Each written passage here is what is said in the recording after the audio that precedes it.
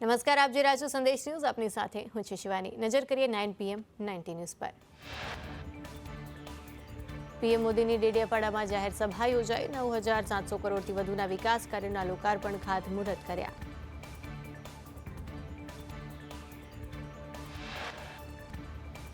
PM મોદીએ કહ્યું કે એકતાની ઉજવણી માટે ભારત પર્વ શરૂ થયો. આજના પાવન પ્રસંગે બિરસા મુંડાને પ્રણામ કરું છું.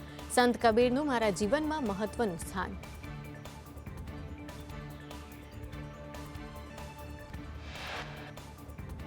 પીએમ મોદીએ જણાવ્યું કે 1 લાખ પરિવારને પાક્કા મકાનો આપવામાં આવ્યા. વિકાસના કાર્યો, સેવા કાર્યો માટે જનજાતિ પરિવારોને શુભેચ્છાઓ. સ્વતંત્રતા સંગ્રામમાં આદિવાસી સમાજનું મહત્વનું યોગદાન.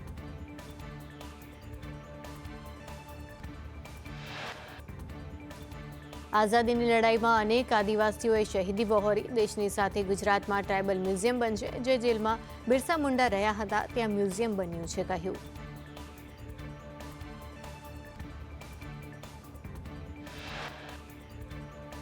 આદિવાસી વિસ્તારોમાં શિક્ષણ, આરોગ્ય, કનેક્ટિવિટી સુધારી છે. હું સીએમ હતો ત્યારે ડેડિયાપાડાથી કન્યા કેળવણી યોજના શરૂ કરી હતી. ગુજરાતમાં 2 ટ્રાઇબલ યુનિવર્સિટી બની.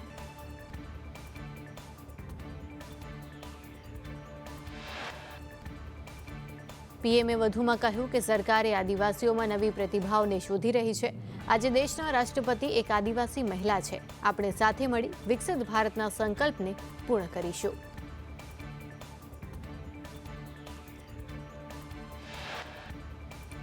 પીએમના કોંગ્રેસ ઉપર પ્રહાર. આદિવાસીઓ પ્રત્યે કોંગ્રેસની સરકારોએ હંમેશા ઉદાસીન રહી. 6 દાયકા સુધી કોંગ્રેસ સરકારોએ આદિવાસી સમુદાયોને પોતાના ઉપર છોડી દીધા હતા.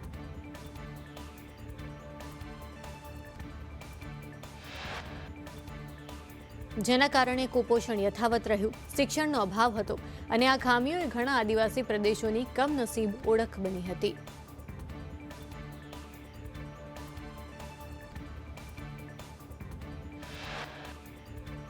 કોંગ્રેસ પાર્ટી આદિવાસીઓને તેમના ભાગ્ય ઉપર છોડી દીધા હતા. આજે આદિવાસી ગૌરવ દિવસ આપણને આપણા લાખો આદિવાસી ભાઈ બહેનો સાથે થયેલા અન્યાયને યાદ કરવાનો અવસર આપે છે, કહ્યું.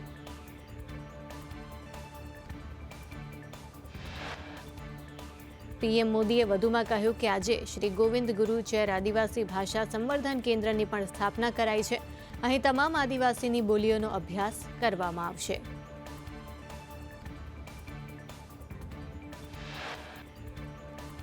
પીએમએ વધુમાં કહ્યું કે અહીં તેમની સાથે સંકળાયેલી વાર્તાઓ અને ગીતો સાચવવામાં આવશે. આદિવાસી સમાજો પાસે હજારો વર્ષના અનુભવ દ્વારા શીખેલા જ્ઞાનનું વિશાળ ભંડાર છે.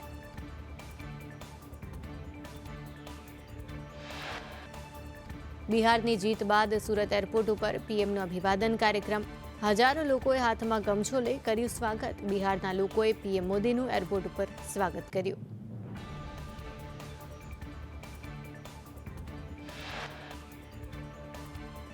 ડેડિયાપાડાના મોગરામાં પ્રધાનમંત્રી મોદીનું સ્વાગત કરાયું. પીએમ મોદીએ દેવ મોગરામાં મંદિરમાં માતાજીનું પૂજન અર્ચન કર્યું. પ્રધાનમંત્રીનું દેવ મોગરામાં પરંપરાગત નૃત્ય સાથે સ્વાગત કરાયું.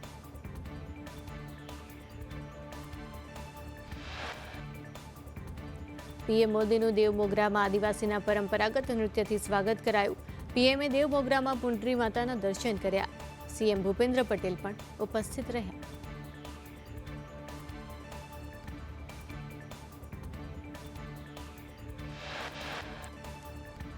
પાટણના સરસ્વતી તાલુકાના મેલુસણ સેન્ટર ઉપર ખાતર માટે ખેડૂતોની લાંબી કતારો. કલાકો સુધી લાઇનમાં ઉભા રહેવા છતાં ખેડૂતોને ખાતર ન મળતા રોષ.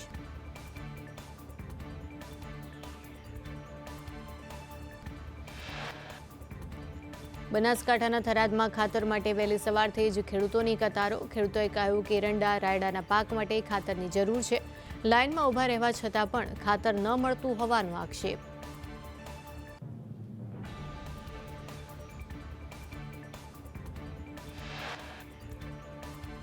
રાજકોટના જસદણમાં મામલતદાર કચેરીમાં સર્વર બંધ રહેતા ખેડૂતોને હાલાકી. 7 બારનો ઉતારો કઢાવવા ગયેલા ખેડૂતોને હાલાકી. છેલ્લા 2 દિવસથી ખેડૂતો કચેરીમાં ધક્કા ખાવા મજબૂર.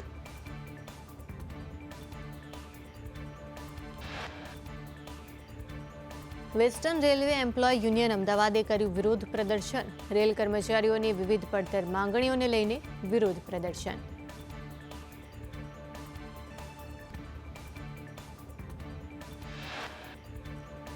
રેલવેના લોકો પાયલટની પડતર માંગણીઓનો ઉકેલ લાવવાની માંગ કરી. લોકો પાયલટના અનિશ્ચિત ડ્યુટી અવર્સને લઈને પણ વિરોધ દર્શાવ્યો. ડ્યુટી 9 કલાકથી વધુ ન હોવી જોઈએ તેવી માંગ કરી.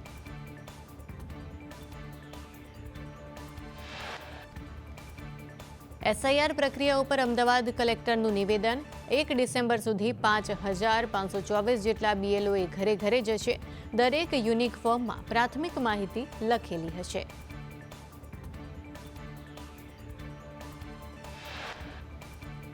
મતદારે કોઈ પણ પ્રકારના પુરાવા આપવાના નથી. તમામ પ્રક્રિયા માટે બીએલઓને તાલીમ અપાઈ છે. ફોર્મ ના ભરે તો મતદાર યાદીમાં નામ નહીં આવે.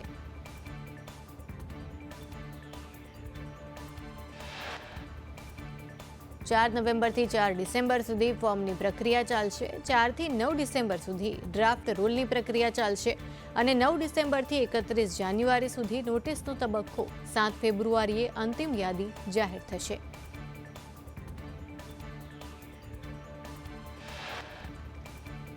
ગાંધીનગર યુનિવર્સિટીમાં કોન્વોકેશન કાર્યક્રમ યોજાયો. કેન્દ્રીય ઉદ્યોગ મંત્રી એચડી કુમારસ્વામી હાજર રહ્યા. 500 વિદ્યાર્થીઓને ડિગ્રી એનાયત કરવામાં આવી.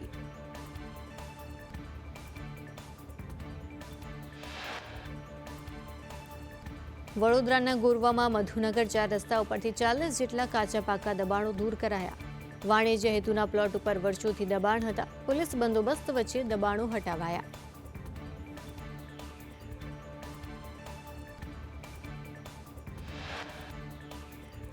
વડોદરાના શિનોરમાં રોડનું સમારકામ હાથ ધરાયું. બ્રિજ ઉપર ઠેર ઠેર ખાડા પડતા વાહન ચાલકોને હાલાકી. અહેવાલ બાદ બ્રિજ ઉપર ખાડા પૂરવા તંત્ર કામે લાગ્યું.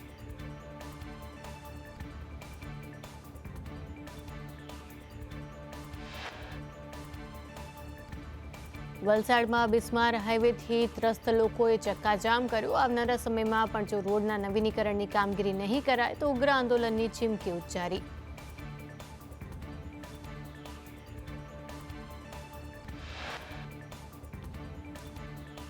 બનાસકાંઠાના ભાભરમાં કુપોષણ અને શિક્ષણની ગુણવત્તા સુધારવા જિલ્લા વહીવટીતંત્રની નવી પહેલ.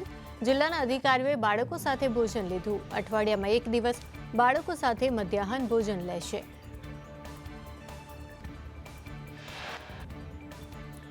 વાવ થરાદમાં શિક્ષણનું સ્તર ઊંચું લાવવા માટે જિલ્લા વહીવટીતંત્રએ 100 અધિકારીઓની ટીમ બનાવી. કલેક્ટર, ડીડીઓ અધિકારીઓ કરશે શાળાઓની વિઝિટ. શંકર ચૌધરીએ આપ્યા અભિનંદન. ગુજરાત ટેકનોલોજીકલ યુનિવર્સિટીની ફરી ગંભીર બેદરકારી સામે આવી. સિવિલ એન્જિનિયરિંગ સેમ 7ની પરીક્ષામાં ગત વર્ષનું પેપર બેઠું છપાયું.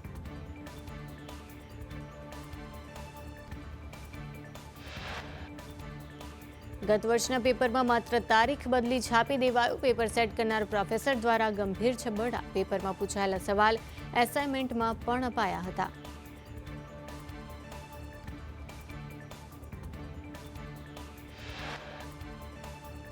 જીટીયુના રજિસ્ટ્રાર કેએન ખેરનું નિવેદન. કહ્યું કે કમિટી બનાવી તપાસ કરાઈ રહી છે. વડી કચેરીને સમગ્ર મામલે જાણ કરાઈ છે.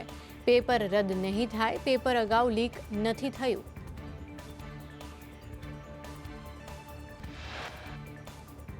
જેટીયુની બેદરકારી ઉપર કોંગ્રેસ પ્રવક્તાની પ્રતિક્રિયા. કહ્યું કે પરીક્ષા વ્યવસ્થામાં પારદર્શિતાના અભાવનું ગંભીર ઉદાહરણ છે.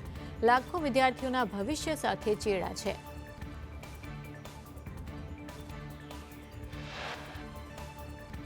ગાંધીનગરના પાલજમાં જંગલી જાનવરનું આતંક. પશુઓનું મારણ થતાં વન વિભાગને જાણ કરાઈ. તપાસમાં કૂતરાના પગ માર્ક હોવાનો ખુલાસો. દીપડાની વાતને વન વિભાગે ખોટી ગણાવી. 7 થી 8 ખેતરોમાં વન વિભાગની ટીમે તપાસ કરી.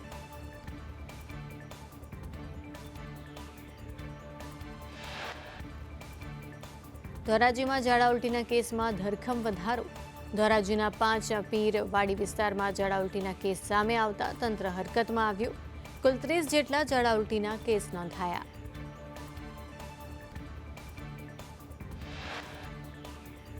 જામનગરમાં કમોસમી વરસાદ બાદ રોગચાળો વખર્યો. ડેન્ગ્યુ, શરદી, ઉધરસ, તાવ અને મેલેરિયા જેવા રોગોના દર્દીઓથી જીજી હોસ્પિટલ ઉભરાઈ.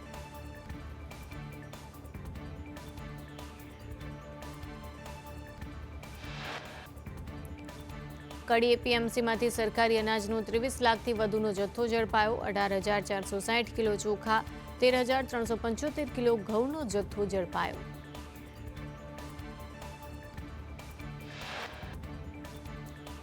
સુરેન્દ્રનગરના મૂડીમાં ગેરકાયદેસર ખનીજ ચોરી ઝડપાઈ. લીમડી ગામેથી રેતી અને માટીની ચોરી ઝડપાઈ. 2 જેસીબી અને 6 ડમ્પર સહિત 3.20 કરોડનો મુદ્દામાલ જપ્ત. 2 ભૂમાફિયા સામે કલેક્ટરે કાર્યવાહી હાથ ધરી.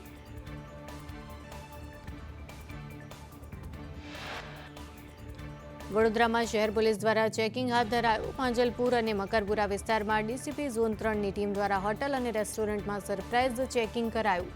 રોકાણ કરનારની રજિસ્ટરમાં એન્ટ્રી અને આધાર કાર્ડ ચેક કરાયા.